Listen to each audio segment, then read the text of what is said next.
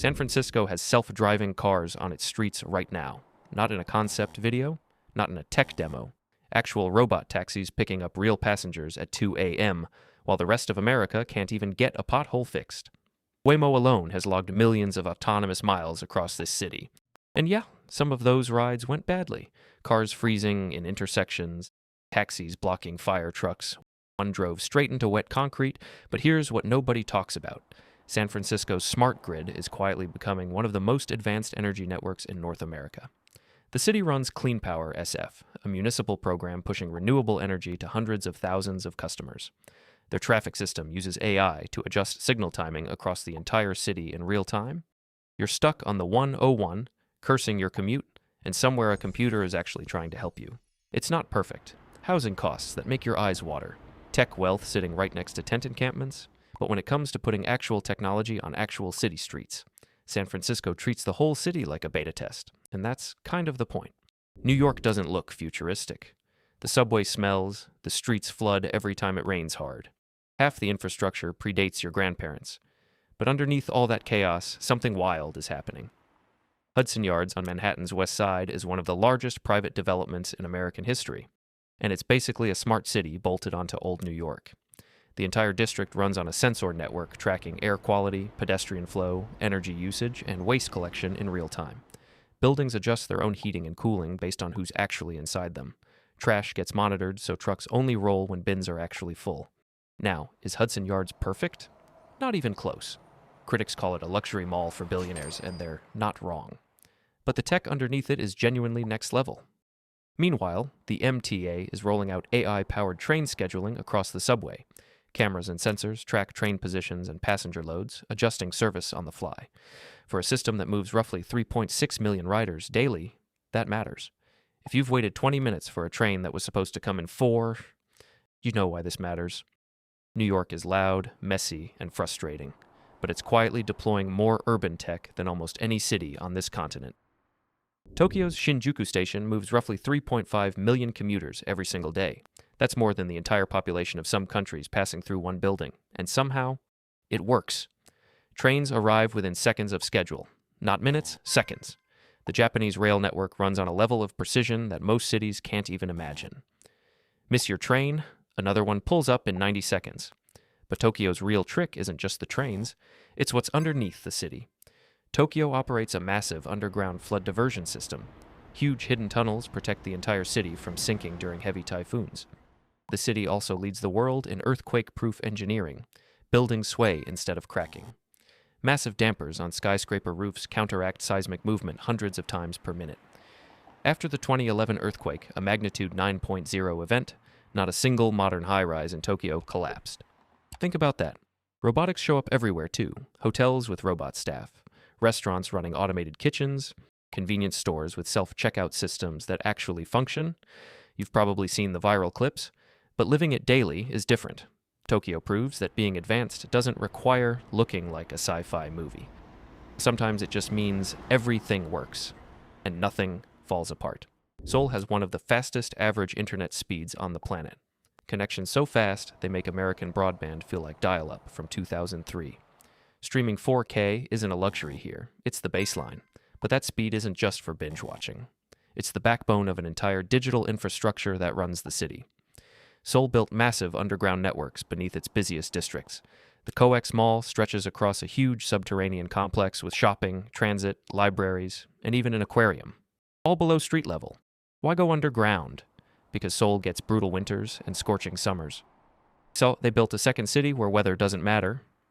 The digital infrastructure runs even deeper, though. South Korea's government services are almost entirely online. Taxes, registrations, official documents, all handled without visiting a single office. The smart transit system tracks every bus and train in real time, feeding data straight to your phone.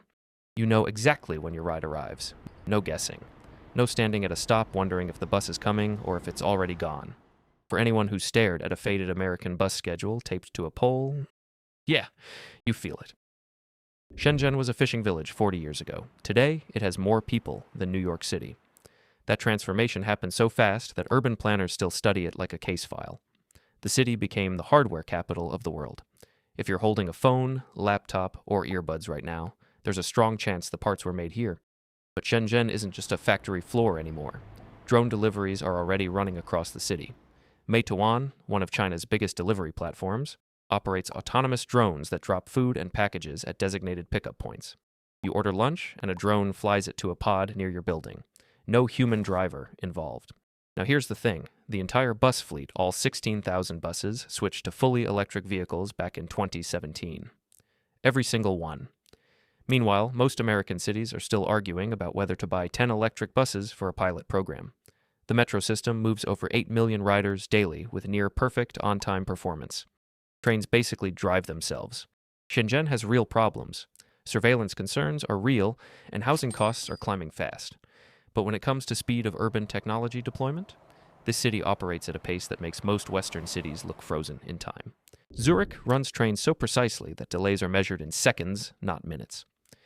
The Swiss Federal Railways posts an on-time rate above 90%, and their definition of on-time means arriving within 3 minutes of schedule. 3 minutes. In America, Amtrak considers a train on time if it's within 15 minutes of schedule. That's not even the same sport. But Zurich's real genius is integrated mobility. Trains, trams, buses, ferries, and bike sharing all connect through a single ticketing system. You buy one pass and it works on everything. Transfers are timed so tightly that you step off a train and onto a tram within 2 minutes. No standing around, no confusion. The city also runs one of Europe's most advanced waste systems. Some districts use massive underground container systems, cutting garbage truck traffic dramatically. Noise drops and cleanliness goes up overnight, and your sidewalk doesn't reek like a dumpster every Tuesday morning. Zurich isn't flashy. You won't find robot taxis or drone deliveries here, but the city works with a precision that makes other places look chaotic. Sometimes the most advanced thing a city can do is just work properly. Singapore built a digital twin of the entire country. Every building, every road, every utility pipe exists as a virtual copy updating in real time. Planners can simulate what happens when they add a tower, reroute traffic, or redesign a park. Before breaking ground, they test it digitally. That's not a prototype. It's running right now. The supertree structures at gardens by the bay aren't just for Instagram. They collect rainwater, generate solar energy, and ventilate the conservatories below. Buildings across the island must replace any greenery lost during construction with equivalent green space on walls or rooftops. The country set a zero waste target and designed entire systems around reducing what goes to landfill. Their smart city master plan connects traffic, energy, housing, and healthcare into one national platform. Sensors everywhere track humidity, crowd density, even air quality block by block. If a neighborhood gets overcrowded, the system flags it before it becomes a problem. Singapore is tiny, about 280 square miles total, but that small size forced them to be ruthlessly efficient with every single inch. And that efficiency is what puts it on this list. Tallinn, Estonia might be the most digital government on the planet, and almost nobody talks about it. This city of roughly 450,000 people runs nearly every government service online. Voting, taxes, business registration, medical prescriptions, court filings. All digital. Up until recently, you couldn't get married or divorced online. Now you can even do that. The only thing left is transferring physical property. Everything else? Your laptop handles it. Estonia launched its e-residency program in 2014, letting anyone in the world start a business there without ever setting foot in the country. Over 120,000 people from 170 countries have signed up. Wild, the entire system runs on a secure data exchange platform called X-Road that links every government database securely. Submit a document to one agency, and every other agency that needs it can access it instantly. No duplicate forms, no waiting in line, no faxing paperwork like it's 1997.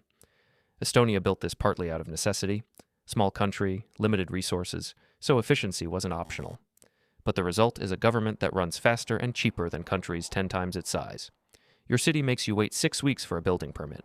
Tallinn processes business registrations in about 18 minutes. That's not a typo.